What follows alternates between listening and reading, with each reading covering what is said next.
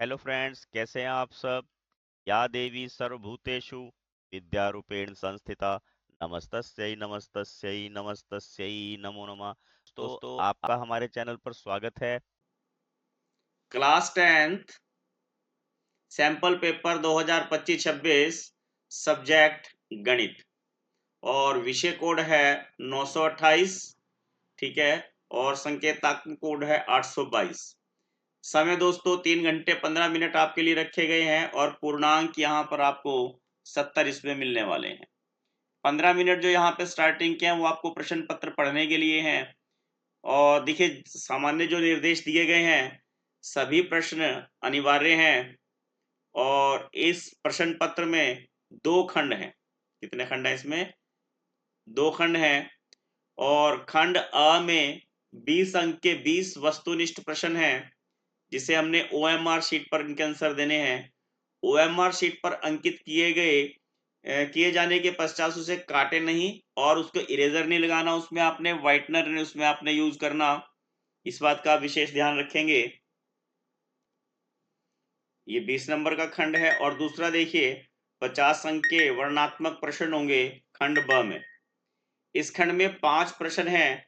प्रश्न संख्या 1 अतु लघु उत्तरीय, प्रश्न संख्या 2 लघु उत्तरीय और प्रश्न संख्या 3, 4, 5 दीर्घ उत्तरीय है। प्रत्येक प्रश्न के प्रारंभ में स्पष्टता लिख दिया गया है कि उनमें कितने खंड हैं और अंक उनके सम्मुख अंकित हैं।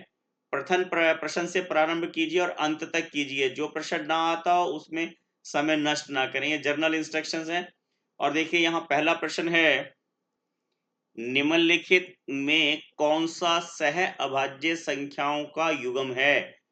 14, 35, 18, 25, 31, 93 और 32, 63। दोस्तों, आपने अपने मन में इनके फैक्टर बनाने हैं। देखिए, 14 के फैक्टर 2 और 7 होते हैं, इनके गुणनखंड बनाए और इसके होंगे 5 और 7, यानी कि अगर HCF निकाल लेंगे तो इनका 7 आ जाएगा। यह है हमारे पास 18 और 25। अब 18 और 25, 18 2 के टेबल में आता है। 18 के मान लो 2 दूनी 4, सॉरी 2 तिया 6 और 6 तिया 18। और 25 के बनेंगे 5 गुना 5। इसका HCF क्या आएगा? 1। ठीक है। और इनका HCF देखिए, यहाँ पे 31 से भाग हो जाता है, इसका HCF 31 आ जाएगा। और इन भाज्य संख्याएं वो होती हैं जिनका HCF 1 होता है, जिनका HCF 1 होता है। इसका मतलब 18 और 25 इसका यहाँ सही उत्तर होगा। अब इसका देखिए, पेपर के बीच में आपसे बड़ा इंटरेस्टिंग क्वेश्चन पूछते हैं। कौन सा जीव कभी सोता नहीं है? सांप, घोड़ा, चींटी या कछुआ?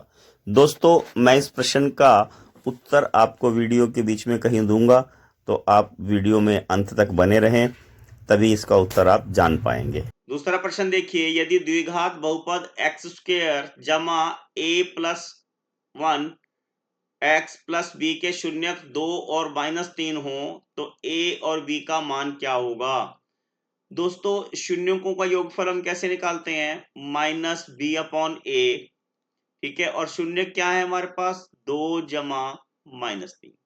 अब देखिए, b क्या होता है हमारे पास? x का गुणांक। x का गुणांक है हमारे पास a+1, यानी कि a+1 यहां लिखेंगे। और a बोलते हैं हम एक्स स्क्वायर का गुणांक, वो हमारे पास 1 है। और इन दोनों को सॉल्व करेंगे, क्या आ जाएगा? -1। तो -a = अब आप इसकी ब्रैकेट भी खोलेंगे, यहाँ पे -1 आ जाएगा बराबर -1। और -a = -1 जमा 1, यानी कि a बराबर 0। दोस्तों, हमें दूसरा ऑप्शन निकालने की जरूरत नहीं है क्योंकि हमारे पास डी ऑप्शन में a0 है, बाकी किसी में भी a की वैल्यू 0 नहीं है, तो b कैलकुलेट करने की जरूरत हमें यहाँ नहीं पड़ेगी। ठीक है। अब अगला प्रश्न देखिए, प्रश्न नंबर 3 है ये, संख्या n² - 8 से विभाजित होती है यदि n एक पूर्णांक हो, प्राकृतिक संख्या हो, विषम संख्या हो या सम संख्या हो। अब पूर्णांक 0, 1, 2, 3, 4, 5 इनको पुट करके देखते हैं। देखिए, अगर हम यहाँ 1 पुट कर दें, 1 का स्क्वायर 1, 1 में से 1 गया 0। ठीक है, 0 को 8 से भाग हो जाएगा।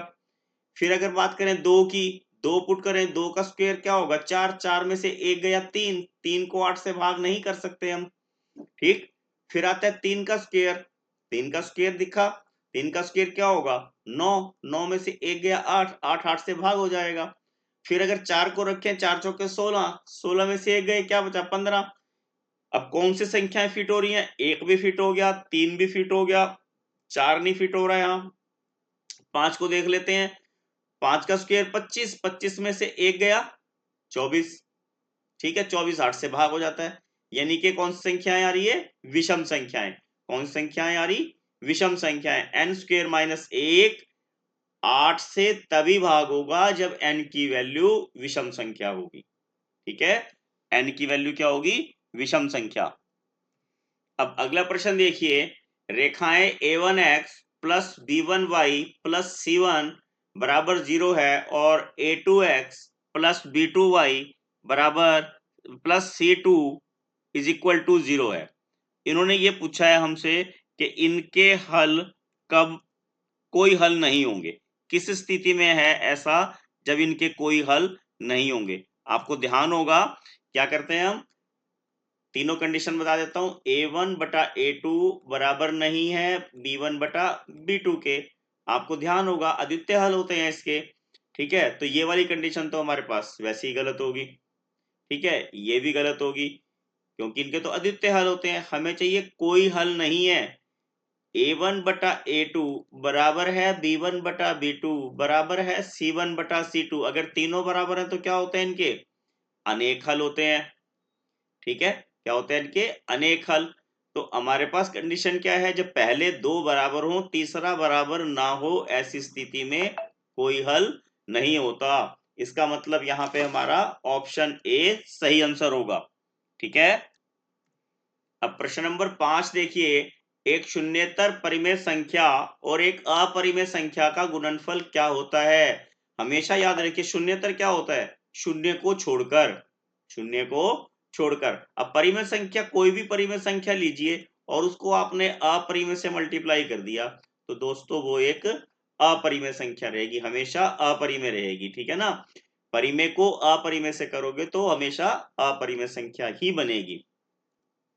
अब छठा प्रश्न देखिए, द्विघात समीकरण ax square plus bx plus c बराबर 0 के बारे में निम्न कथनों पर विचार कीजिए और दिए गए विकल्पों में से सही उत्तर का चयन कीजिए। अब कथन यहाँ हमें 4 दिए हुए हैं, इन चारों कथनों को हमने पहले पढ़ना है कि कौन सा सही है और कौन सा गलत है। देखिए पहला कथन है, दो भिन्न वास्तविक मूल के होते हैं, बी स्क्वायर माइनस 4ac बड़ा है 0 से। इसे क्या बोलते हैं, विविधकर, यानी कि डी। डी अगर 0 से बड़ा हो तो उसके दो अलग अलग वास्तविक मूल होते हैं, पहली बात इनकी सही होगी, ठीक है। अगला बोला है दो बराबर मूल होंगे, अगर डी की वैल्यू 0 है, बी स्क्वायर माइनस 4ac अगर 0 है तो उसके दो बराबर मूल होते हैं, पहली बात भी सही होगी दूसरी बात भी सही होगी। अगला देखिए, कोई मूल वास्तविक नहीं मूल नहीं होगा अगर बी स्क्वायर माइनस 4ac, ये थोड़ा सा मिसप्रिंटिंग है यहाँ पर, बी स्क्वायर माइनस 4ac अगर छोटा हो 0 से, अगर डी की वैल्यू माइनस में हो कोई भी, यानी कि 0 से छोटा हो तो उसके मूल वास्तविक नहीं होते, ये बात भी ठीक है इनकी। समीकरण के दो से अधिक वास्तविक मूल होते हैं, बेटे दो घात समीकरण जो नाम ही द्विघात है, ठीक है, जिसकी जितनी घात उसके उतने मूल, ठीक है ना। इसके द्विघात समीकरण दो ही मूल हो सकते हैं, कह रहा दो से अधिक, तो ये चौथी बात इनकी गलत है, यानी कि ऑप्शन 1 2 3 सही है, चौथा ऑप्शन गलत है।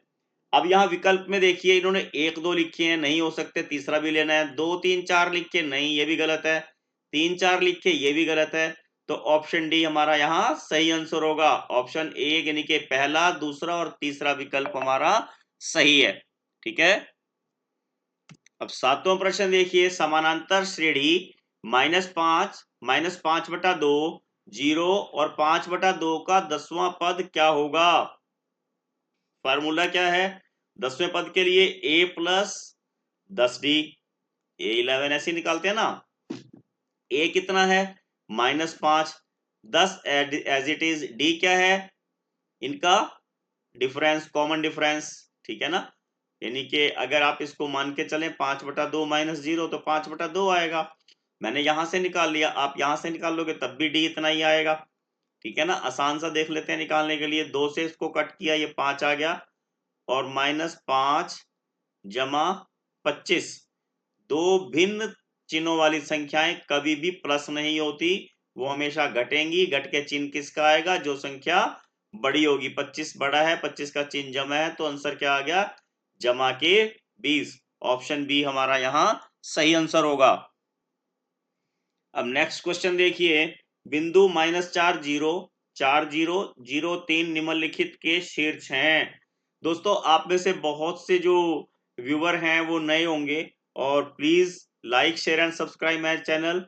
इस चैनल को सब्सक्राइब करें, लाइक का बटन दबाना ना भूलें। हमने बताना है कि किसी त्रिभुज के ये शीर्ष हैं। ये त्रिभुज समकोण है, समद्विबाहु है, समबाहु है, या विषम बाहु है। इसको देखिए मैं ए मान लेता हूं, इसको बी मान लेता हूं, इस बिंदु को मैं सी मान लेता हूं। अब बीसी निकाल लेते हैं। बीसी कितना आएगा? 4 - 0, 4 का स्क्वायर कितना हो गया? 16, और 0 - 3, 30 का स्क्वायर हो गया 9, ये कितना आ गया? 25। ठीक है, फिर हम निकाल लेते हैं एसी। एसी में कैसे करेंगे? -4 - 0, इसका स्क्वायर करेंगे 16 आ जाएगा, और 3 में से 0 में से 3 गए 3, 3 का स्क्वायर 9, इसका क्या आ जाएगा हमारे पास? 25, वर्गमूल 25। इसकी वैल्यू कितनी आ गई? 5। इसकी वैल्यू कितनी आ गई? 5। अब देखिए, अगर किसी त्रिभुज में, अगर हम यहाँ त्रिभुज बना लें, दो भुजाएं हमारे पास 5-5 सेंटीमीटर की है, एक त्रिभुज को हम समद्विबाहु त्रिभुज कहते हैं। ठीक है, क्या होगी ये? समद्विबाहु त्रिभुज। अगला प्रश्न देखिए, दो समान कोणिक त्रिभुजों में उनकी भुजाओं का अनुपात सदैव समान रहता है। यह कथन किसका है? थेल्स का, पाइथागोरस का, बोधायन का, या हीरोइन का? कौन सी प्रमेय आपको वैसे ध्यान आ जाएगा? ये थेल्स प्रमेय है। कौन सी प्रमेय है ये? थेल्स प्रमेय। ठीक है, ऑप्शन ए यहां सही आंसर होगा।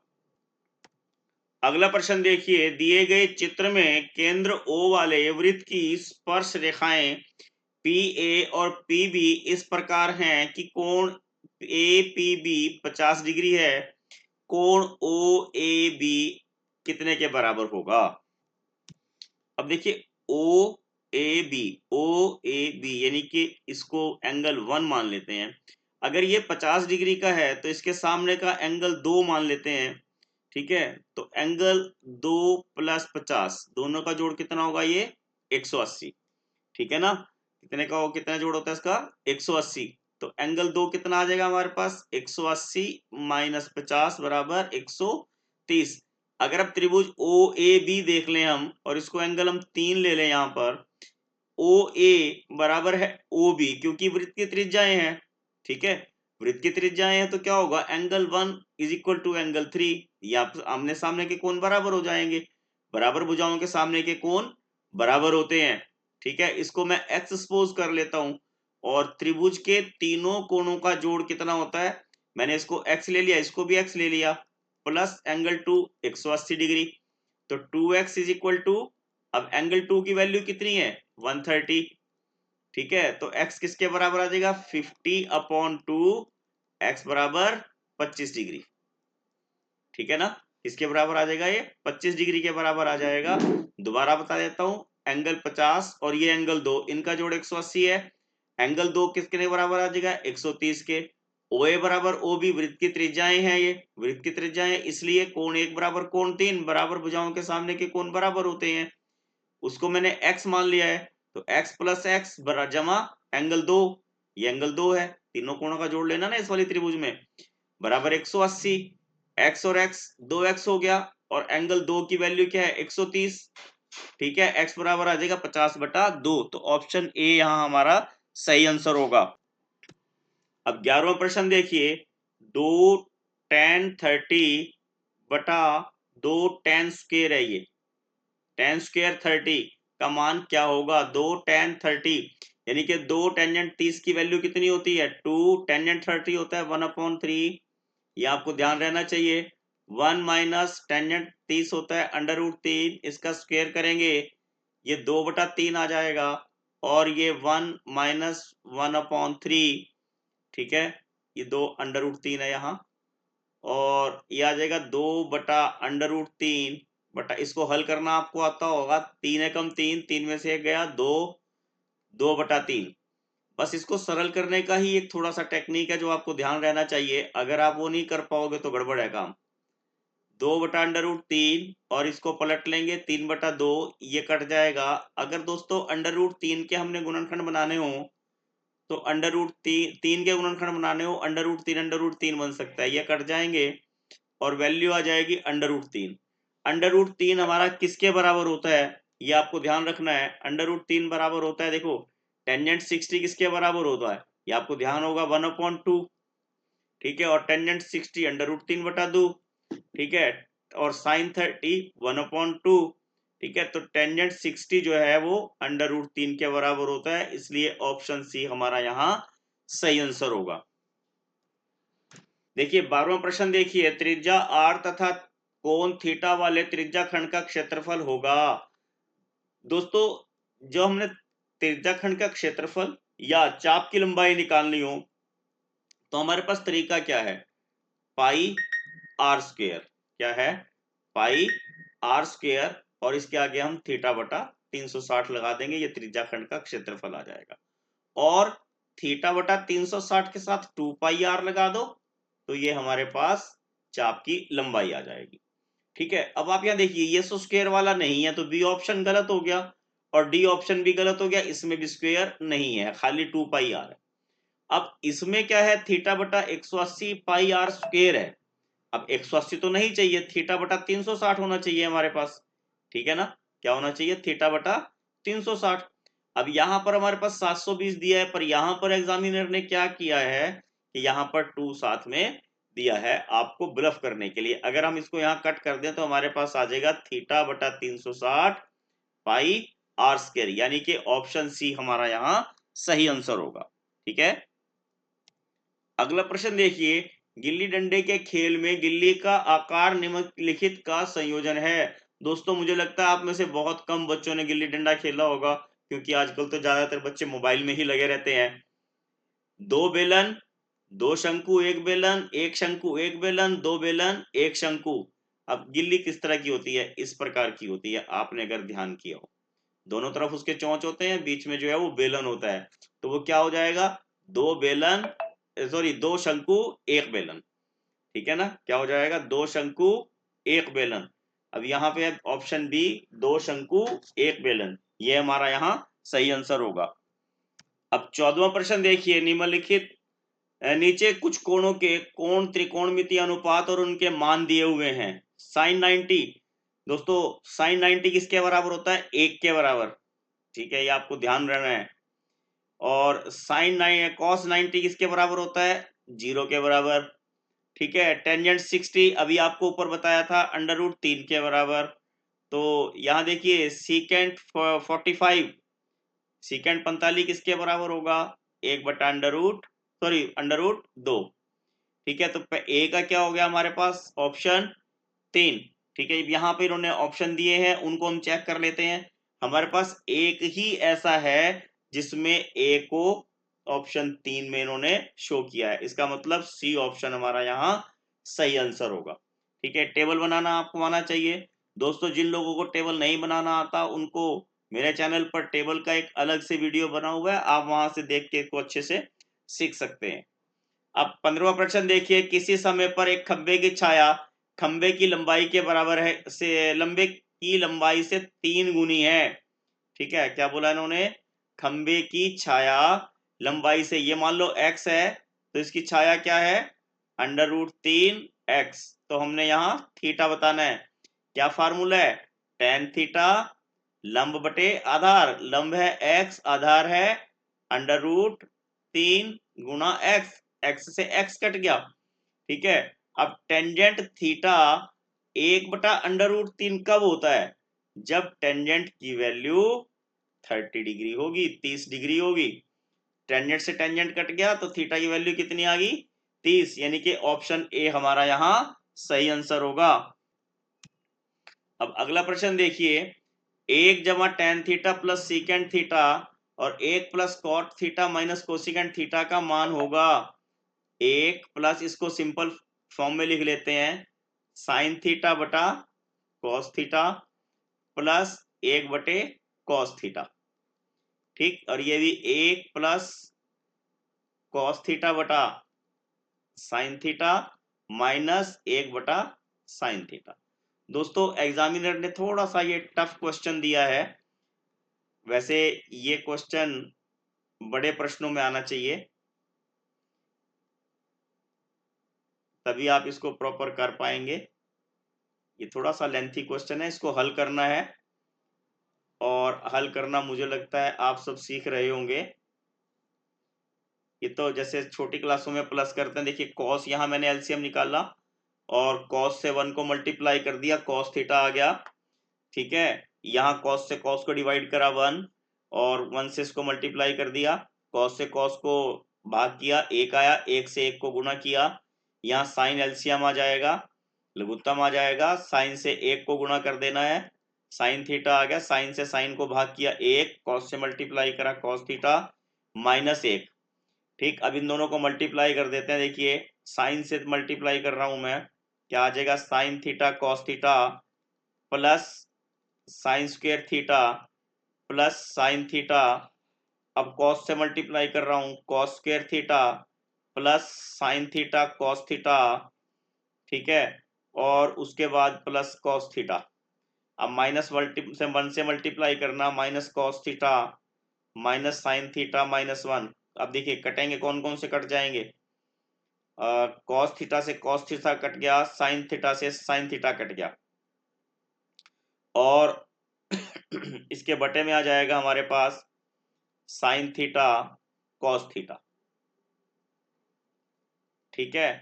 अब देखिए साइन स्क्वायर थीटा और कॉस स्क्वायर थीटा जुड़ के 1 हो जाएगा, ये दोनों टर्म जुड़ के जो है 2 साइन थीटा कॉस थीटा हो जाएंगी, माइनस 1, और बटे में साइन थीटा कॉस थीटा, ये दोनों कट गए, बचा क्या 2 साइन थीटा कॉस थीटा, और बटे में भी साइन थीटा कॉस थीटा, दोनों कट के क्या बच गया हमारे पास 2, यानी कि ऑप्शन सी हमारा यहाँ सही आंसर होगा।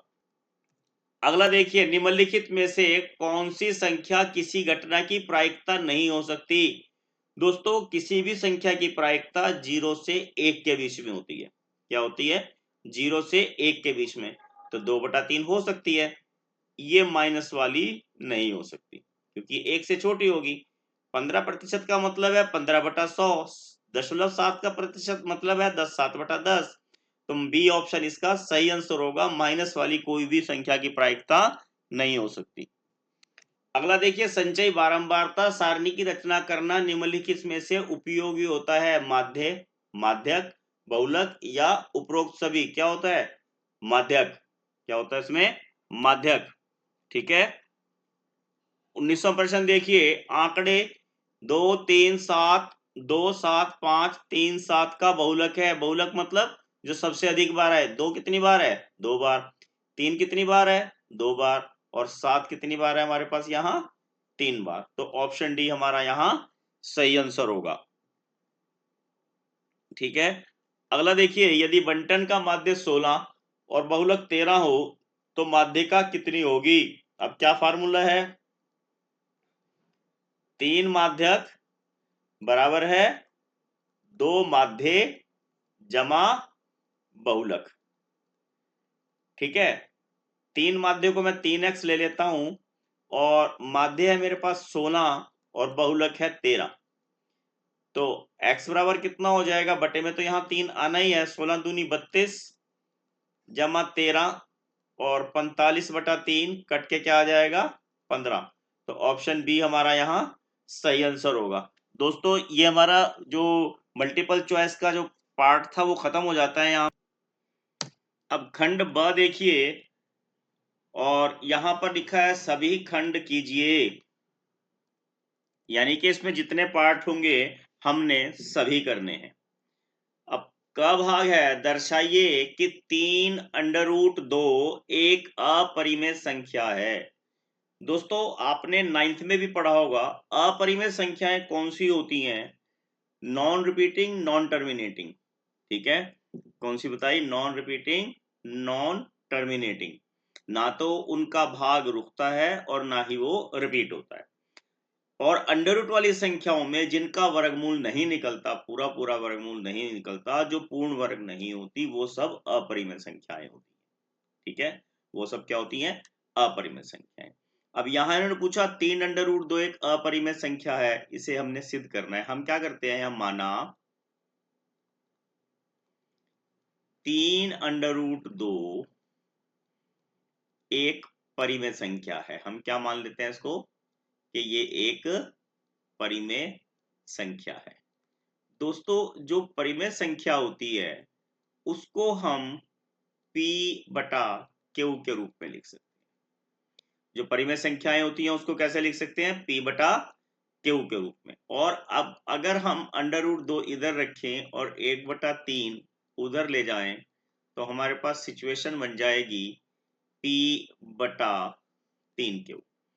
अब आपने क्या ध्यान रखना कि 2 अंडर रूट 2 बराबर है P बटा 3Q।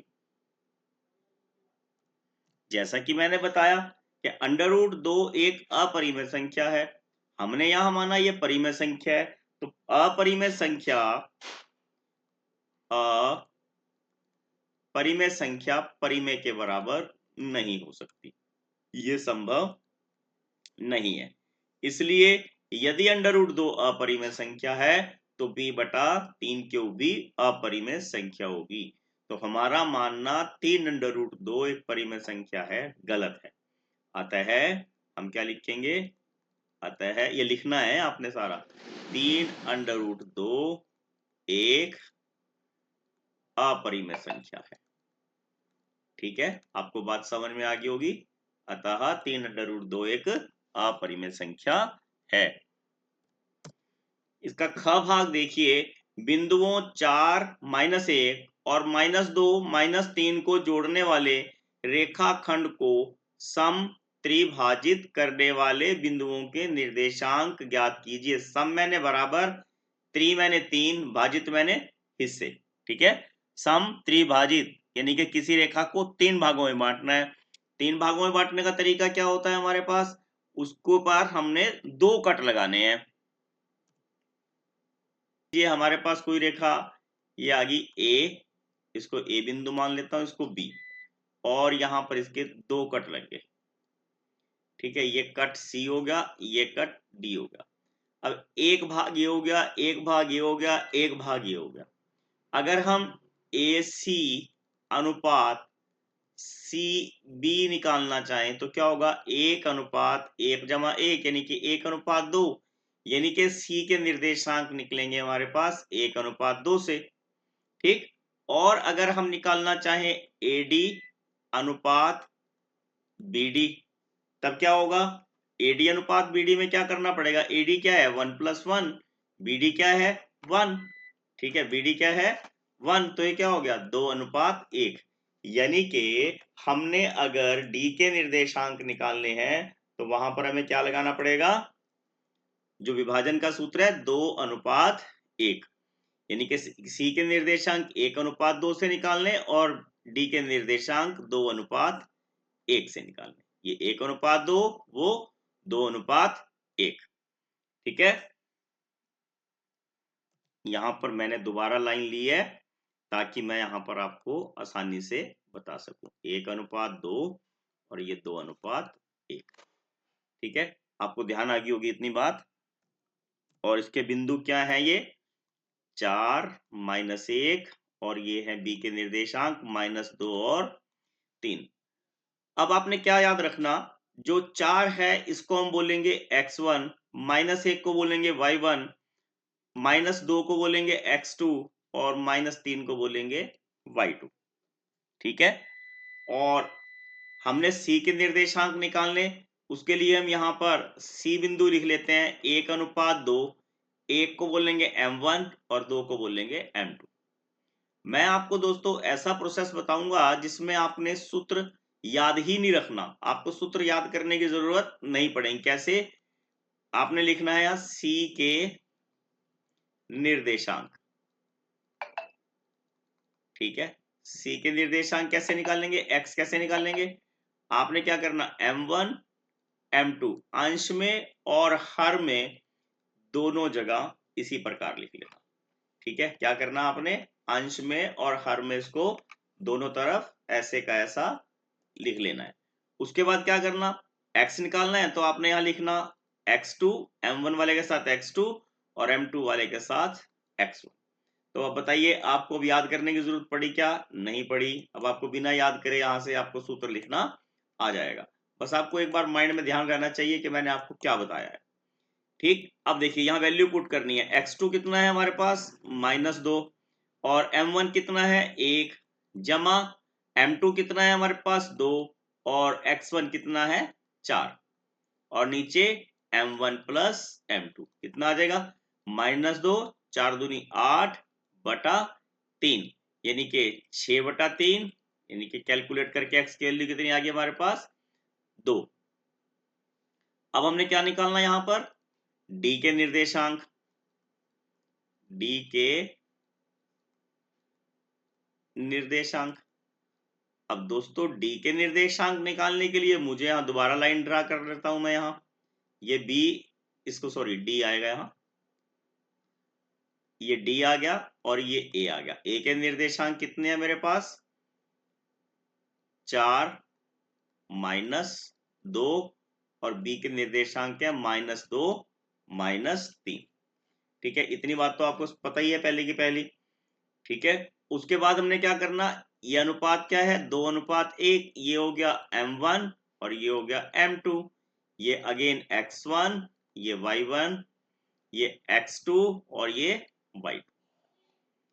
दोबारा आपने क्या ध्यान रखना कि आपको फार्मूला याद करने की जरूरत नहीं है। m1 प्लस m2 अंश में, m1 प्लस m2 हर में, और 1 वाले के साथ 2 लगाना, 2 वाले के साथ 1 लगाना। अब यहां पर x2 कितना है -2, और m1 कितना है हमारे पास 2, जमा उसके बाद m2 वो है 1 और x1 कितना है 4। ठीक हो गया, और नीचे 2 जमा 1, 2 दूनी 4 माइनस के, जमा 4 एकम 4 बटा 3, 0 बटा 3 दैट इज 0। मुझे लगता है आपको मेरी बात समझ में आ गई होगी। तो क्या निर्देशांक आ गए हमारे पास, ध्यान आ गया होगा। अब देखिए यहां पर हमने y बिंदु निकालना है, और y बिंदु कैसे निकालेंगे, फिर वही तरीका, m1 प्लस m2 बटे m1 प्लस m2, 1 वाले के साथ y2 और m2 वाले के साथ y1। अब देखिए y2 कितना है मेरे पास -3, m1 है 1, जमा m2 है 2 और y1 है -1 बटे में m1 प्लस m2। ठीक है, प्रैक्टिस करोगे तो एकदम आ जाएगा। ये आ जाएगा आपके पास -3 और आ जाएगा -2 बटे 3, क्या आ गया -5 बटे 3। तो हमारे पास c के निर्देशांक क्या आ गए 2, और c के निर्देशांक क्या आ गए 2 और -5 बटा 3। ठीक हो गया। अब मुझे दोबारा क्या करना पड़ेगा, यहाँ पे लाइन मैं दोबारा ले लेता हूं d के निर्देशांक निकालने के लिए, ताकि जो है मुझे बार बार ऊपर की तरफ मूव ना करना पड़े।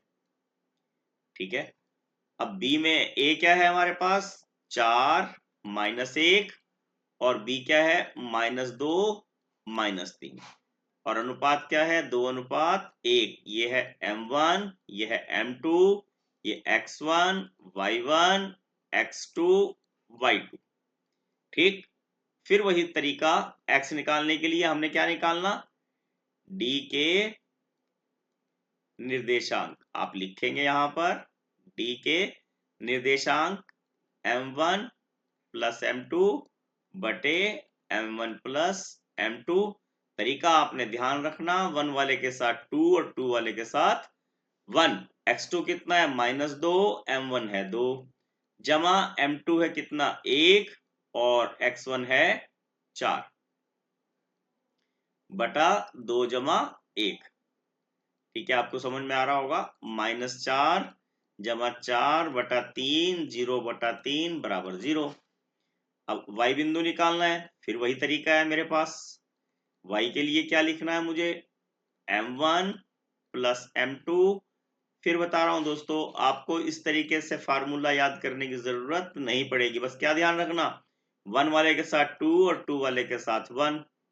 ठीक है, क्या बताया, 2 वाले के साथ 1 वाले के साथ 2। अब y2 कितना है मेरे पास, -3, और m1 कितना है यहाँ पर 2, जमा m2 कितना है 1, और y1 कितना है -1 बटे 2 जमा 1, 3 दूनी 6, -1 बटे 3, यानी कि -7 बटे 3, -7 बटे 3। तो डी के निर्देशांक कितने आगे मेरे पास, डी के निर्देशांक आगे 0 और -7 बटा 3। ठीक है, आपको समझ में आ गया होगा। और सी के निर्देशांक क्या निकाले थे हमने ऊपर, 2 और -5 बटा 3। ये हमारे यहाँ दो आंसर आ जाएंगे। ठीक हो गया। अगर इसका ग भाग देखिए, कोण ए के किसी मान के सीकेंट ए बराबर 12/5 है, कथन सत्य है या असत्य। दोस्तों ये सत्य कथन है। ठीक, कारण बताओ। कारण क्या होता है कि सीकेंट ए का मान हमेशा 1 से बड़ा होता है। क्या होता है, 1 से बड़ा। अब मैं आपको प्रूव करके दिखाता हूं, देखिए कैसे। आपने रेशो कैसे निकालते हैं, लाला आम लाया कच्चे कच्चे आम लाया, यानी कि लंब बटा कर्ण को हम साइन की रेशो देते हैं, आधार बटा कर्ण को हम कॉस की रेशो देते हैं, और लंब बटा आधार को हम टेंजेंट की रेशो देते हैं। तो हमारे पास सीकेंट क्या हो जाएगा, सीकेंट हो जाएगा कर्ण बटा आधार।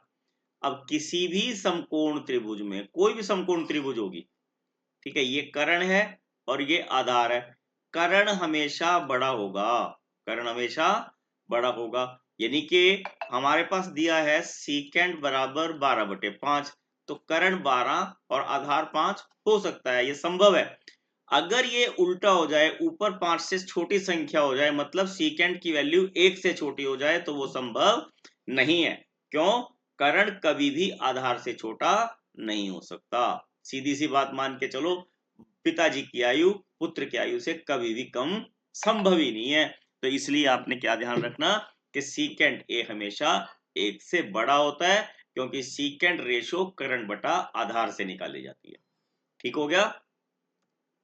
अब इसका घ भाग देखिए, एक वृत्त के चतुर्थांश का क्षेत्रफल ज्ञात कीजिए जिसकी परिधि 22 सेंटीमीटर है। चतुर्थांश क्या होता है, 1/4 ऑफ ए सर्कल। ठीक है, चतुर्थांश क्या होता है, 1/4 ऑफ अ सर्कल। अब यहां देखिए परिधि कितनी दी है, 2πr। 2πr को 22 लिखेंगे, तो r निकालना हो तो कैसे निकाल लेंगे, 22/2π। ठीक है, और 22/2 पाई की वैल्यू है 22/7, 7 ऊपर चला जाएगा और आ जाएगा r कितना आ गया, 7/2 सेंटीमीटर। ठीक है, हमने निकालना क्या है, वृत्त के चतुर्थांश का क्षेत्रफल। चतुर्थांश 1/4, वृत्त का क्षेत्रफल πr²। मुझे नहीं लगता कि इसमें आपको कोई दिक्कत आएगी। तो 1/4 एज इट इज 22/7 गुना r की वैल्यू 7/2 और 7/2। 7 से 7 को कट कर देना, 2 से 22 को कट करा 11 आ जाएगा।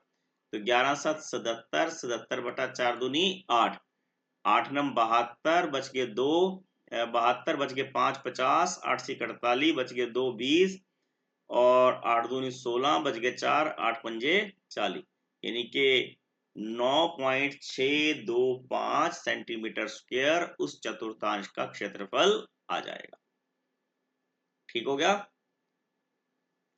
अगला प्रश्न देखिए, पीई किसी जो घटना है उसकी प्रायिकता 0.5 दी है, पीई नहीं की प्रायिकता क्या होगी, पीई दिया है 0.05, और इसको हम ऐसे भी लिख सकते हैं ई बार, तो वो कितनी होगी 1 - 0.05। ठीक है, किसी भी संख्या की प्रायिकता क्या होती है, 0 से 1 के बीच में। क्या होती है, 0 से 1 के बीच में, 0 से कम नहीं हो सकती, 1 से ज्यादा नहीं हो सकती।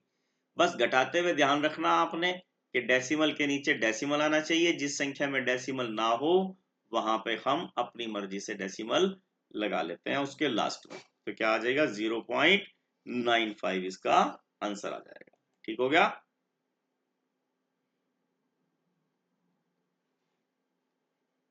इसका च भाग देखिए, ये इसका अंतिम भाग है और इसमें लिखा है कि यदि बिंदु 01 बिंदुओं P और R से समदूरस्थ है तो x का मान ज्ञात कीजिए। सपोज कीजिए यहाँ पे कोई लाइन है, मैं अपनी मर्जी से लाइन ले लेता हूँ, ये PR। वो कहते हैं Q इसके बीच में है, बिल्कुल सेंटर में है। P जो है 5 - 3 है और Q 0 और 1 है, R है x और 6। ठीक, आपने x की वैल्यू तब बतानी है जब दोनों ये इक्वी डिस्टेंस हो, मतलब हमने पी क्यू को क्यू आर के इक्वल निकालना है, दोनों का डिस्टेंस बराबर होना चाहिए, तब हम यहां से x की वैल्यू निकाल पाएंगे। ठीक है, अब डिस्टेंस फार्मूला एक बार लिख देता हूं, दोनों बार नहीं लिखूंगा। x2 - x1 का होल स्क्वायर जमा y2 - y1 का होल स्क्वायर, ये डिस्टेंस फार्मूला है। और P और Q के मामले में ये क्या है, देखिए ये x है, x1 है, ये y1 है, ये x2 है, ये y2 है। तो क्या हो जाएगा, वर्गमूल का निशान तो आपने वैसे ही लगाना है। ठीक है, 0 - 5 का स्क्वायर और 1 - -3 का स्क्वायर, -3 होगा तो इसको प्लस करना पड़ेगा। ठीक है, बराबर x - 0 का स्क्वायर जमा 6 - 1 का स्क्वायर। रूट से यहां रूट कट कर देना, 5 का स्क्वायर 25, 3 और 1 4, 4 का स्क्वायर 16, यहाँ x का स्क्वायर ये आ जाएगा और 6 में से 1 गया 5, 5 का स्क्वायर 25, 25 से 25 कट हो जाएगा, x बराबर आ जाएगा √16 इज इक्वल टू ±4। यानी कि x की वैल्यू क्या आ गई, या तो +4 होगी या -4 होगी, दोनों ही हो सकती है, +4 भी हो सकती है और -4 भी हो सकती है। ठीक है दोस्तों, ये हमारे पास पहला जो क्वेश्चन था खंड ब का, उसके 6 भाग थे, 6 के 6 यहां कंप्लीट हो जाते हैं। ठीक है, अब देखिए क्वेश्चन 2 है ये, और इसमें दूसरे क्वेश्चन में आपके पास सारे 4-4 नंबर के प्रश्न हैं और यहाँ पे किन्हीं 5 खंडों को हल करना है, इसके 5 पार्ट करने हैं, 6 दिए होंगे, 6 या 7। ठीक है, देखो क्या है, पहला क भाग, दो संपूरक कोणों में बड़ा कोण छोटे कोण से 18 डिग्री अधिक है। दोस्तों संपूरक कोण किन्हें कहते हैं, जिन दो कोणों का जोड़ 180 हो उन्हें संपूरक कहते हैं, और जिन दो कोणों का जोड़ 90 हो उन्हें पूरक कोण कहते हैं। कहीं आपसे पूरक का क्वेश्चन भी पूछा जा सकता है। ठीक है, हम यहाँ क्या लिख लेते हैं, माना बड़ा कोण। ठीक है, माना बड़ा कोण, उसको हमने x मान लिया, और छोटा कोण उसको y मान लिया। अब इसमें छोटा कोण y है और बड़ा कोण x है।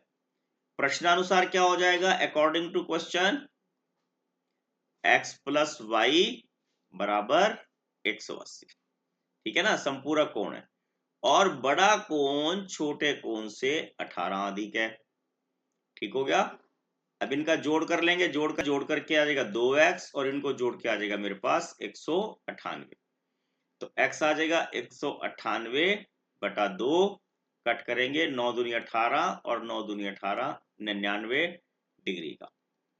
ठीक, और छोटा कोण कैसे निकालेंगे, x + y बराबर 180 दिया है, y की वैल्यू निकालनी है 180।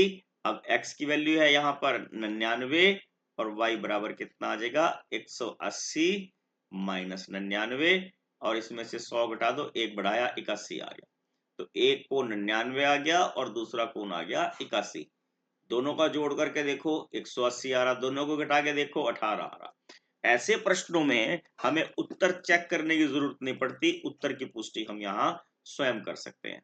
ठीक हो गया, अब इसी का ख भाग देखिए, समलम चतुर्भुज ABCD जिसमें AB समानांतर DC है के विकर्ण AC और BD परस्पर O पर प्रतिच्छेद करते हैं। दो त्रिभुजों की समरूपता कसौटी का प्रयोग करते हुए दर्शाइए OA बटा OC बराबर है OB बटा OD। इन्होंने बोला क्या है कि इस प्रकार का एक समलंब है, ठीक है। चतुर्भुजें जो है आपको ध्यान में होंगी किस किस तरह की होती हैं। ये ए है, ये बी है, सी है और ये डी है। इसमें एक विकर्ण बीडी है और दूसरा विकर्ण एसी है। ओ पर ये प्रतिच्छेद करते हैं, ठीक है। पहले तो हम यहां लिखते हैं दिया है, दिया हुआ क्या है, A B parallel C D, ठीक है। ए बी सी डी समलंब है जिसमें A B parallel C D है। इसके भी नंबर मिलते हैं हमें, आपने ध्यान रखना है। टीचर ने अगर, एग्जामिनर ने अगर आपको पास करना है तो आपको इसमें 1 नंबर 2 नंबर कुछ ना कुछ दे के वो पढ़ा पास कर सकते हैं। तो इसलिए आपने दिया हुआ है और सिद्ध करना प्रश्न में से ही लिखना होता है, इसको आपने बिल्कुल नहीं छोड़ना। ये सिद्ध करना है, दर्शाइए, वो यहाँ लिख दिया और A B parallel C D आपने यहां से इधर लिख दिया, ठीक है। अब आपने क्या करना, प्रमाण में क्या आएगा, प्रूफ क्या दे रहे हैं आप, इसमें तथ्य क्या है। हमने यहाँ एक रचना की है, इसको लिखना है तो लिख दो, अच्छा रहेगा। ओ ई पैरेलल ए बी, मैंने यहाँ कोई रेखा ली। देखिए मैं आपको समझाने के लिए इस ट्रायंगल के टुकड़े को दोबारा बना रहा हूं, आपने नहीं बनाना है, मैं आपको समझाने के लिए बना रहा हूं, ठीक है। ये ए था, यहाँ ये बी था और ये पैरेलल लाइन थी ओ और ये पैरेलल लाइन ई बिंदु, ठीक है। यहां पे हमने बोला है ओ ई पैरेलल ए बी, अगर ये पैरेलल हैं तो थेल्स प्रमेय के अकॉर्डिंग क्या होगा, बीपीटी लिख देता हूं इसको, ठीक है, basic proportionality theorem. According to this क्या हो जाएगा, ए ई बटा ई डी बराबर है ओ बी बटा ओ डी। किसी त्रिभुज में तीसरी भुजा के समानांतर खींची गई रेखा शेष दो भुजाओं को समान अनुपात में विभाजित करती है। ये थेल्स प्रमेय है, बेसिक प्रोपोर्शनैलिटी थ्योरम। इसी तरह हम क्या करते हैं, इस ए सी डी में ले लेंगे, ठीक। अब यहां दोबारा देखिए हमने क्या करा यहाँ पे, अब दूसरा जो पार्ट है इसका वो ले लिया, उसमें क्या है, ये ए, ये सी और डी, ये पैरेलल लाइन तो यहाँ एज इट इज है ओ ई। अब आपको क्या याद रखना, A B parallel C D दिया हुआ है, ओ ई पैरेलल ए बी हमने ले लिया। इन दोनों को अगर हम कांस्टेंट कर लें, इकट्ठा निकाल के कैंसिल कर दें तो हमारे पास बच जाएगा ओ ई पैरेलल सी डी। और हम इसको ऐसे भी कह सकते हैं कि समीकरण 1 और 2 से, इन दो से, ये मतलब ये पार्ट दिए हैं, क पार्ट मान लो और ये ख पार्ट मान लो, हमें क्या पता लग जाएगा कि ओ ई सी डी के भी समानांतर है। फिर वही क्या हो जाएगा, ए ई बटा ई सी, ये नाम यहाँ गलत लिखे गए हैं, ये डी है और ये सी है चित्र में, ठीक है। तो क्या हो जाएगा, ए ई बटा ई डी बराबर है ओ ए बटा ओ सी। ये हमारे पास सेकंड इक्वेशन आ जाएगी। अब ये हमने क्या करना, समीकरण 1 और 2 से दोनों क्या हो जाएंगे, ये यहां लिखेंगे समीकरण 1 और 2 से। अब यहां पे भी ए ई बटा ई डी है, यहां पे भी ए ई बटा ई डी है, तो क्या आ जाएगा, ओ ए बटा ओ सी बराबर है ओ बी बटा ओ डी, ठीक है ना। यही हमने यहां सिद्ध करना था, इति सिद्धम, ठीक है। अगला देखिए, द्विघात बहुपद 3x square minus x minus 4 के शून्यक ज्ञात कीजिए। शून्यक तथा गुणांक के बीच के संबंध की सत्यता की जांच कीजिए। अब यहां देखिए क्या दिया है हमें, 3x square minus x minus 4, 3 चौके 12, 12 के गुणनखंड बनाने जिनका जोड़ 3 हो, सॉरी जिनका जोड़ 1 हो, तो क्या बनेंगे, 3 गुना 4, यहाँ ऑलरेडी दिए हुए हैं, इनका डिफरेंस 1 आ जाएगा। जब कभी हमने अंतर देखना होता है तो जो यहां पर चिन्ह होता है वो बड़ी संख्या को चिन्ह देना है और छोटी संख्या का चिन्ह उससे विपरीत लगाना है। इन दो को अलग इकट्ठा करा, इन दो को अलग इकट्ठा करा, गुणनखंड बनाने का आसान तरीका बता रहा हूं। यहाँ वाला साइन आपने एज इट इज उतार लेना है। यहाँ पर ब्रैकेट में कोई संख्या आनी है, कोई संख्या ब्रैकेट में यहाँ आनी है। अब इन दोनों में आप देख पा रहे होंगे केवल x हमारे पास कॉमन निकल सकता है और अंदर बचेगा 3x माइनस 4। यही 3x माइनस 4 यहाँ पर बचेगा। अब यहाँ पर अगर 3x माइनस 4 अंदर निकाल दे तो बाहर क्या रह जाएगा 1, क्योंकि उसमें कॉमन कुछ भी नहीं है। जिसका गुणनखंड कोई ना हो उसका गुणनखंड 1 है। कैसे याद रखना, जिसका कोई नहीं है उसका भगवान है, ठीक है ना, भगवान 1 होता है। और यहां पर देखिए अब हमने इसके शून्यक निकालने हैं। x प्लस 1 बराबर 0, तो x आ गया -1, एक शून्य क्या आ गया इसका -1, और दूसरा आएगा 3x माइनस 4 बराबर 0, 3x बराबर 4 और x बराबर 4/3। ये हमारे पास दूसरा शून्यक आ गया, ये बीटा आ गया। ठीक, अब हमने इनके संबंध बताने हैं। संबंध बताने में क्या करते हैं, शून्यकों का योग अल्फा प्लस बीटा कितना है, देखिए -1 जमा 4/3, इसको इधर मल्टीप्लाई कीजिए। -3 जमा 4/3 कितना आ जाएगा 1/3। ठीक, और शून्यकों का सूत्र से योगफल कैसे निकालते हैं, -b/a। अब -b कैसे निकालेंगे, आपको क्या ध्यान रखना, क्या आपके पास द्विघात समीकरण था 3x² minus x minus 4। X square का गुणांक को हम a बोलते हैं और x के गुणांक को हम b बोलते हैं, और जो कांस्टेंट टर्म होती है जो उसको हम c बोलते हैं। ठीक है, समझ में आ गया होगा आपको। अब यहाँ -b, यहाँ माइनस सूत्र का है, एक माइनस ये है -1, तो ये +1 हो जाएगा। और a की वैल्यू कितनी है 3, ये 3 आ गया, दोनों बराबर आ गए, 1/3 हो गया। ठीक है ना, कितना आ गया 1/3, दोनों बराबर आ गए। तो संबंध क्या हो गया कि शून्यकों का गुणनफल बराबर होता है -x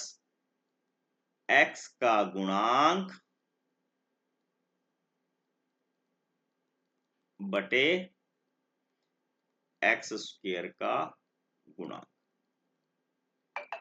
ठीक है,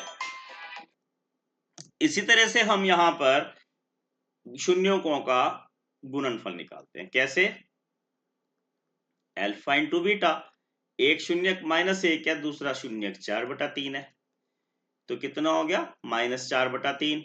और फार्मूला क्या है इसका, c/a। क्या फार्मूला है, c/a।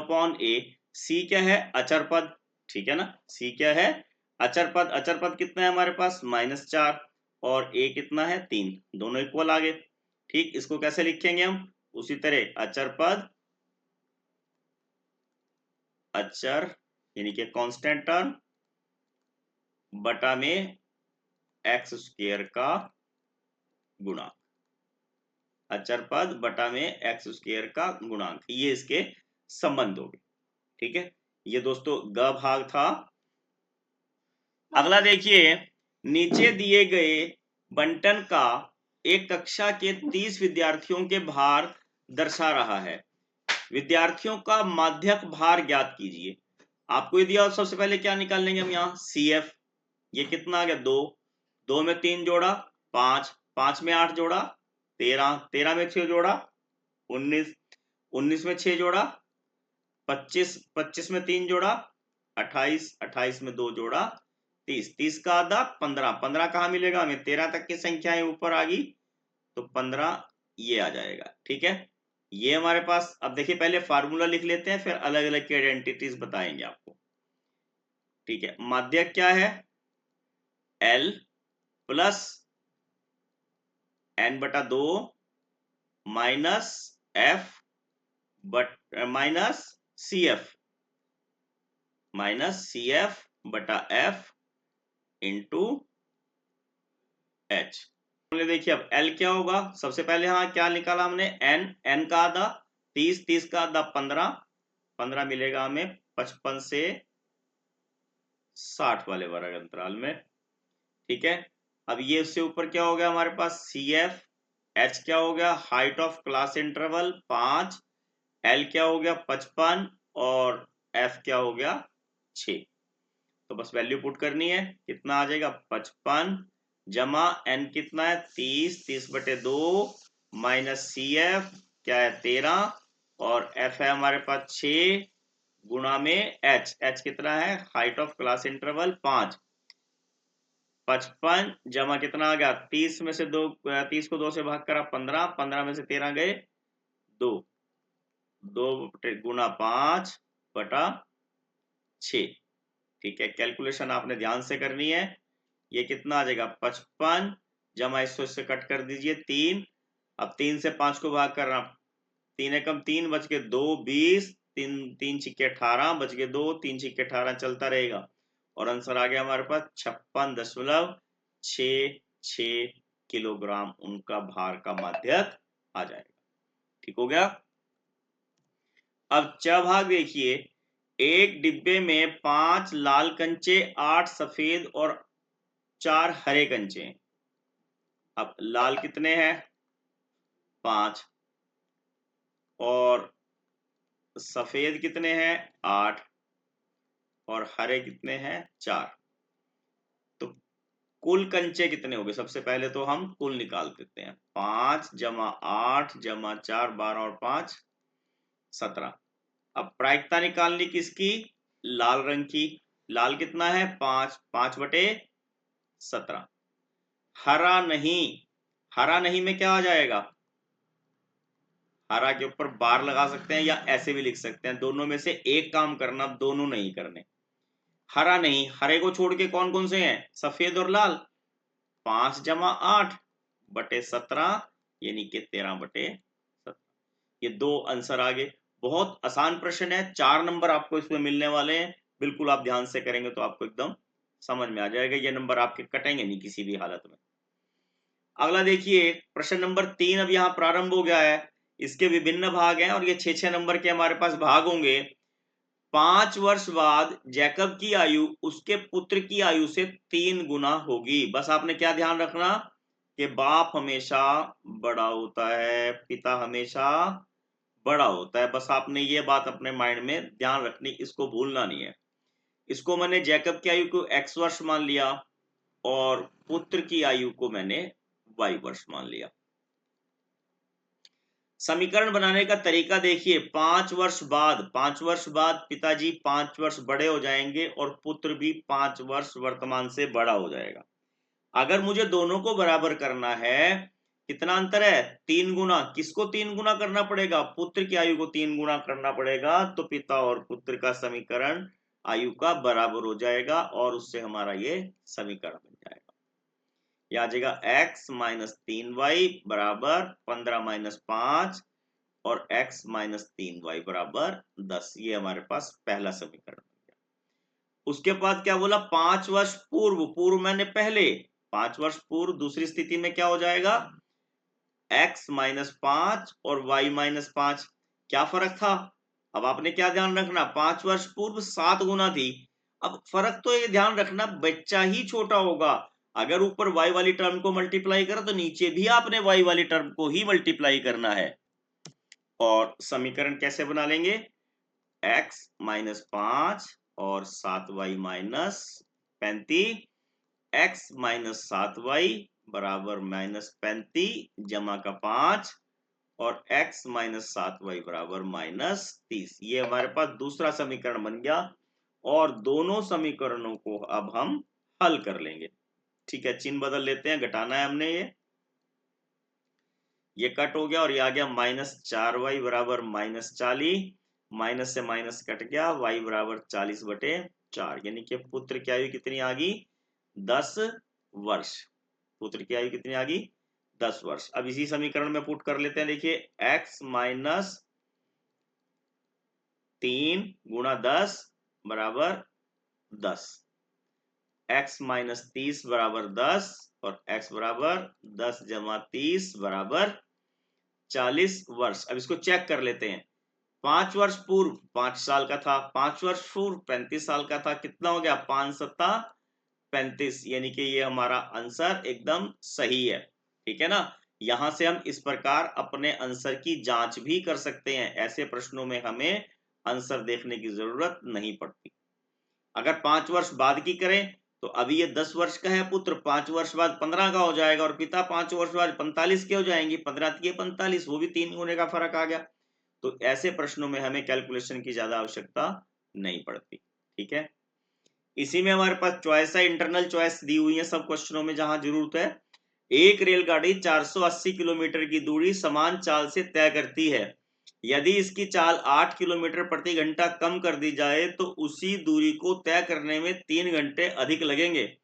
रेलगाड़ी की चाल ज्ञात करो। हम रेलगाड़ी की चाल मान लेते हैं। हम माना रेलगाड़ी की चाल x किलोमीटर प्रति घंटा। ठीक है, कितनी मान ली हमने ये x किलोमीटर प्रति घंटा। अब आपने क्या ध्यान रखना, टाइम कैसे निकालते हैं हमें, हमेशा डिस्टेंस ओवर स्पीड।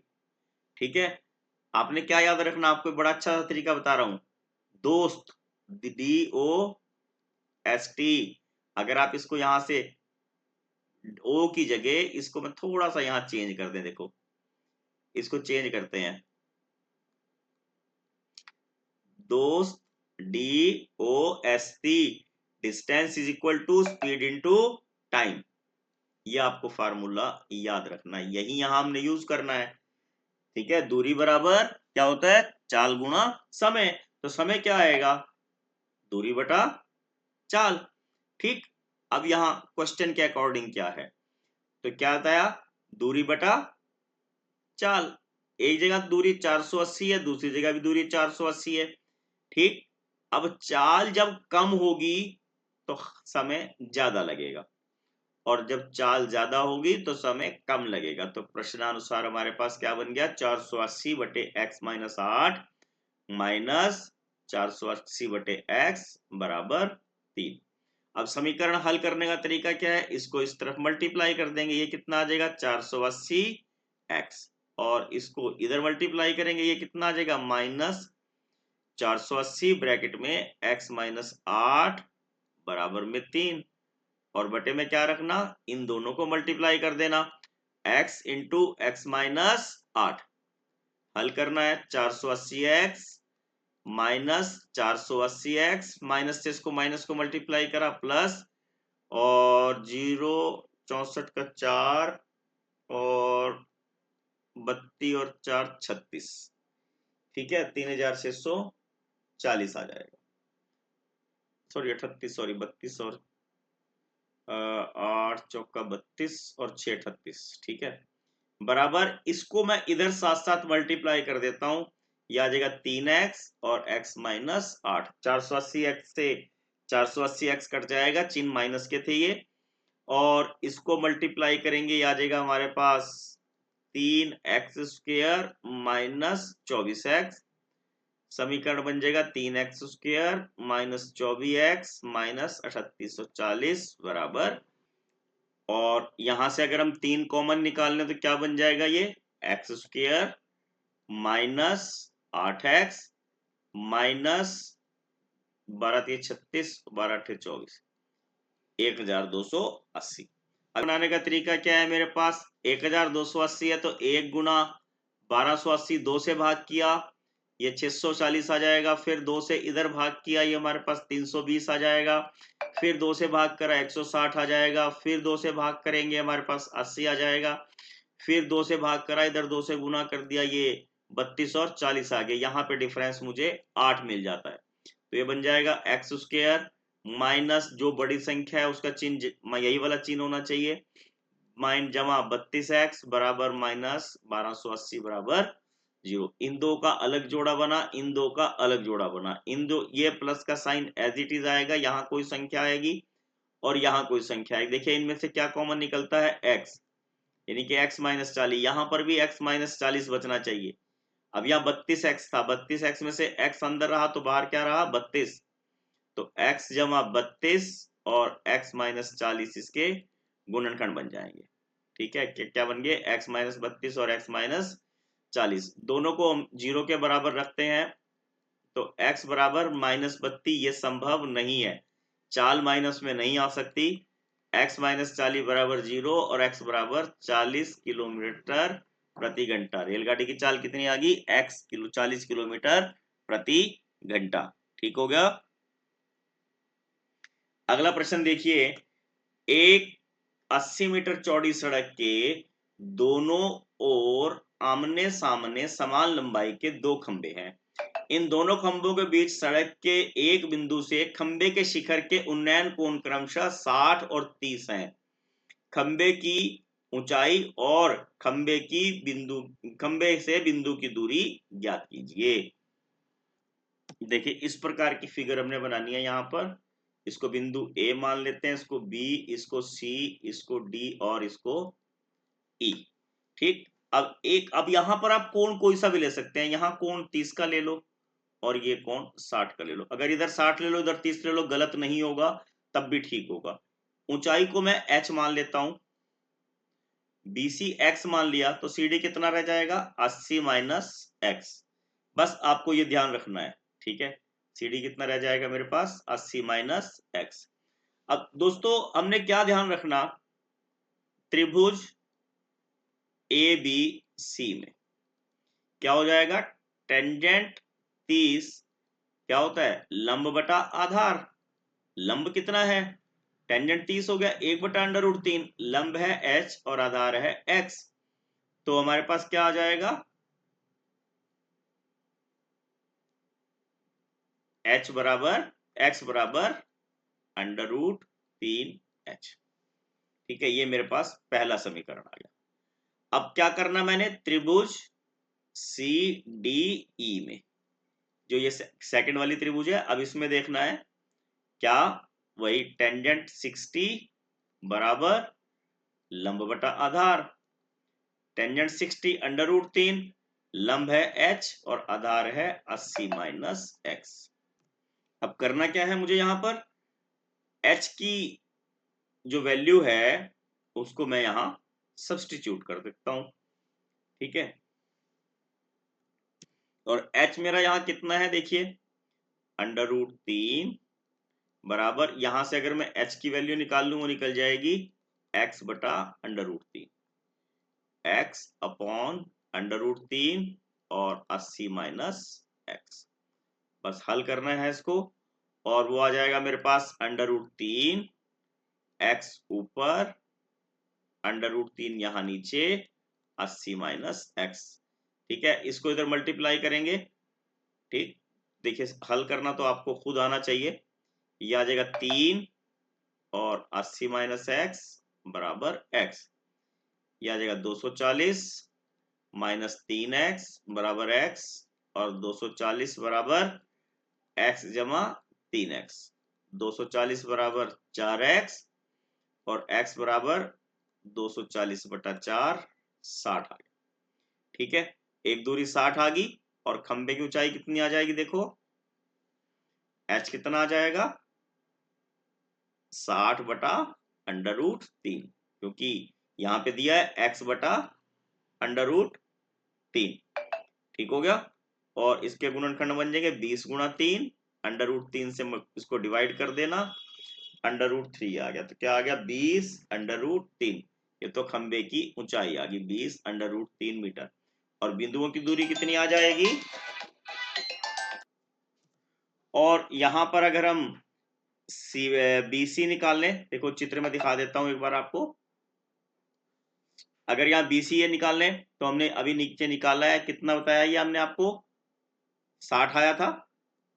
ठीक है, और 80 में से 20 60 घटा देंगे, CD हमारे पास 20 आ जाएगा। CD हमारे पास कितना आ जाएगा 20। अब आपको समझ में आ गया होगा सारा सम। इसी में हमारे पास इंटरनल चॉइस है, समुद्र तल से 75 मीटर ऊंचे लाइट हाउस से के शिखर से देखने पर दो समुद्री जहाजों के अवनयन कोण 30 और 45 के हैं। यदि लाइट हाउस के एक और एक जहाज दूसरे जहाज से ठीक पीछे हो तो दोनों जहाजों के बीच की दूरी ज्ञात कीजिए। देखिए इस प्रकार का डायग्राम बनेगा हमारे पास। ये A, इसको B, इसको C और इसको D मान लेते हैं। ठीक है, और यहां से अगर अवनयन कोण देखें तो ये अवनयन कोण नीचे की तरफ आ जाएंगे हमारे पास, और यहां पर मान के चलिए ये हमारे पास आ जाएगा 30 और ये आ जाएगा 45। कोण वैसे यहां पर बनते हैं ये 30 और ये 45। अवनयन कोण होते हैं ऊपर से नीचे देखने पर, उन्नयन कोण होते हैं नीचे से ऊपर देखने पर। हमने निकालना है CD। क्या निकालना है, CD। ठीक है, अब हम यहाँ क्या करेंगे, ये लाइट हाउस कितने मीटर है, 75 मीटर का। तो हम यहाँ क्या निकालेंगे, त्रिभुज ABC में क्या निकालेंगे, त्रिभुज ABC में क्या आ जाएगा, टेंजेंट 45 बराबर है लंब बटा आधार। टेंजेंट 45 एक, लंब है 75, आधार है BC। तो BC कितना आ जाएगा मेरे पास, 75 मीटर। ठीक हो गया, कितना आ गया, 75 मीटर। अब त्रिभुज ABD में, ABD में क्या हो जाएगा, टेंजेंट 30 बराबर है वही फार्मूला, लंब बटा आधार। टेंजेंट 30 कितना होता है, 1/√3। लंब कितना है, फिर 75। अब आधार यहाँ क्या है, BD। तो BD कितना आ जाएगा, 75/√3। हमने तो फाइंड आउट CD करना है, तो हम क्या करेंगे, CD फाइंड आउट करने के लिए CD बराबर है BD माइनस BC, यानी कि 75/√3 माइनस 75, 75/√3 माइनस 1 मीटर, इसका आंसर आ जाएगा। ठीक है, कंप्लीट हो गया, समझ में आ गया होगा आपको। और इसका पांचवा प्रश्न देखिए, ऊंचाई 2.4 सेंटीमीटर लिख लेते हैं यहाँ पर। किसकी ऊंचाई है ये, बेलन की, क्योंकि इनके भी हमें नंबर मिलते हैं। बेलन की ऊंचाई कितनी दी हुई है मुझे, 2.54 सेंटीमीटर। ठीक है, और क्या दिया हुआ है, 1.4 सेंटीमीटर व्यास वाले, यानी कि बेलन की त्रिज्या कितनी हो गई, R हो गया मेरे पास 1/4 भाग 2, यानी कि 0.7 सेंटीमीटर। इसी व्यास वाले, अब यह दो जो शंकु है, एक शंकु दिया हुआ है, अब शंकु की त्रिज्या वो कितनी है, वो भी 0.7 सेंटीमीटर है। शंकुआकार खोल काट लिया गया है, शेष बचे ठोस का निकटतम वर्ग सेंटीमीटर में पृष्ठीय क्षेत्रफल ज्ञात कीजिए। आपने क्या ध्यान करना है, बेलन है, इस प्रकार का एक बेलन बना हुआ है। ठीक है, और बेलन में से एक शंकु काटा गया है। ठीक, अब एरिया देखिए हमारे पास कौन कौन सा आ जाएगा, ये शंकु काट के बाहर निकाल दिया। एक तो ये एरिया जिसको मैंने यहां पर डॉट किया है, ये कितना हो जाएगा, शंकु का पृष्ठीय क्षेत्रफल πr_l। और ये एरिया, ये बाहर का वृत्त वाला एरिया और ये वाला एरिया, ये सब हमें यहां प्लस करने पड़ेंगे। हमने क्या निकालना है, जो शेष बचा हुआ भाग है, शेष भाग का पृष्ठीय क्षेत्रफल कैसे निकलेगा, πr_l प्लस, जो πr_l तो ये था अंदर वाला, नीचे का जो हिस्सा है जो वृत्त बना है πr² प्लस जो बेलन की साइडों का है। ठीक है ना, यानी कि जो बेलन है, बेलन का कर्व सरफेस एरिया पृष्ठीय क्षेत्रफल वो कितना हो जाएगा, 2πrh। हमारे पास केवल यहाँ L नहीं है, L फाइंड आउट कर लेते हैं पहले। कैसे, r का स्क्वायर जमा h का स्क्वायर।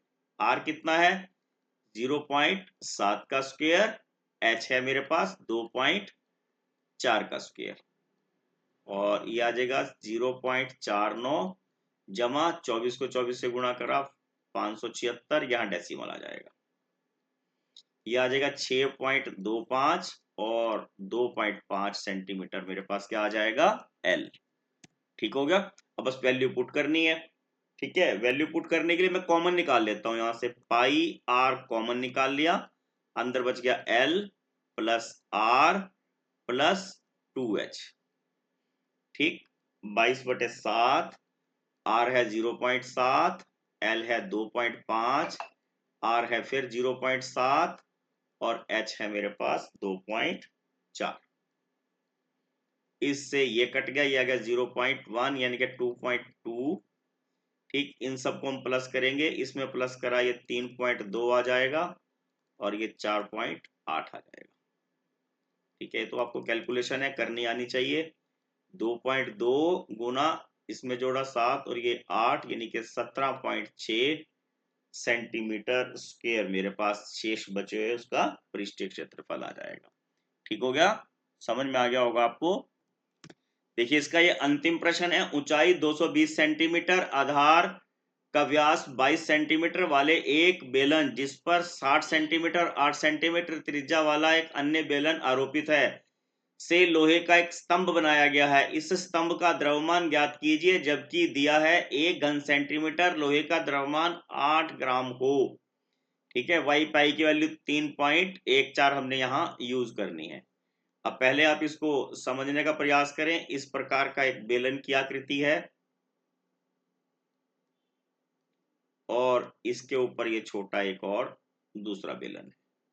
ठीक, अब यहां लिख लेता हूं बड़े बेलन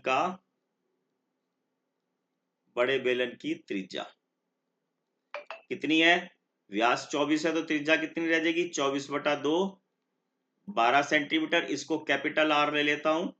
और बड़े बेलन की ऊंचाई, इसको बड़े एच से प्रदर्शित करते हैं 220 सेंटीमीटर। ठीक है, और छोटे बेलन की त्रिज्या वो कितनी हो जाएगी? 8 सेंटीमीटर उसका व्यास दिया हुआ है। ठीक है, 8 सेंटीमीटर त्रिज्या ही है यहां। ठीक है, 8 सेंटीमीटर। और छोटे बेलन की ऊंचाई कितनी हो जाएगी? त्रिज्या को आर से छोटे और छोटे ऊंचाई को एच से हम शो करते हैं। ठीक हो गया। अब ये जो लोहे का स्तंभ है, स्तंभ का क्या आ जाएगा यहां? आयतन। दोनों स्तंभों का आयतन जोड़ देना है। कितना कितना है? पाई बड़ा आर स्क्वायर बड़ा एच जमा पाई छोटा आर स्क्वायर छोटा एच। पाई कॉमन निकाल लेनी। बड़ा आर कितना है मेरे पास? 12, 12 का स्क्वायर गुना 220 जमा 8 का स्क्वायर गुना 60। ठीक, कैलकुलेशन है बस इस क्वेश्चन में और कुछ नहीं है। पाई की वैल्यू 3.14 है। ये 144 गुना 220 जमा 64 गुना 60। ठीक है, ये आ जाएगा 3.14, 22 चौक 88 का 8। ठीक है, हंसी लगे 8, 88 और 8 96 का 86 लगा 9, 22 एकम 22 और 9 31 जमा 0, 6 चौका 24 का 4, हंसी लगा 2, 36 और 2 38। दोस्तों गुना करने में गलती नहीं करनी है आपने।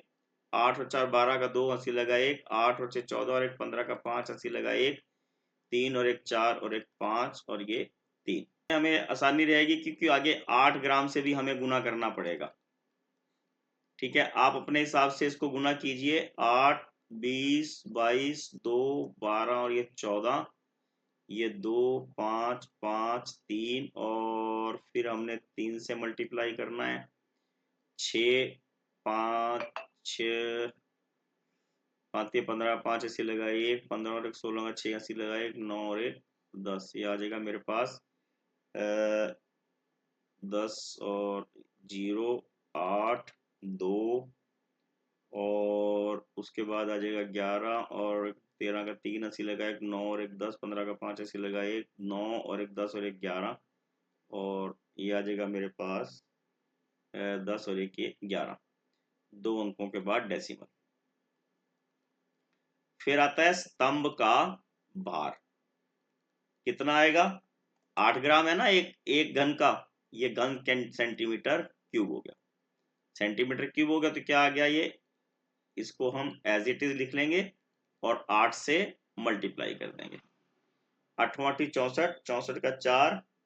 ठीक है, हंसी ये ग्राम में आ रहा है यहाँ। हंसी लगा 6, 8 दूनी 16 और 6 22, 22 का 2। ठीक है, हंसी लगा 2, 24 और 2 26, हंसी लगा 2, 40 और 2 42 बचा 4, 8 और 4 12 बच गया 1 9 और ये आ गया 8। ठीक है, कितना आ गया मेरे पास ये? और ये ग्राम आ गए। अगर मुझे इनकी किलोग्राम बनाने हो तो मैं इनको 1000 से डिवाइड कर दूंगा और डेसिमल आ जाएगा मेरे पास 892.26 किलोग्राम मेरा यहाँ आंसर आ जाएगा।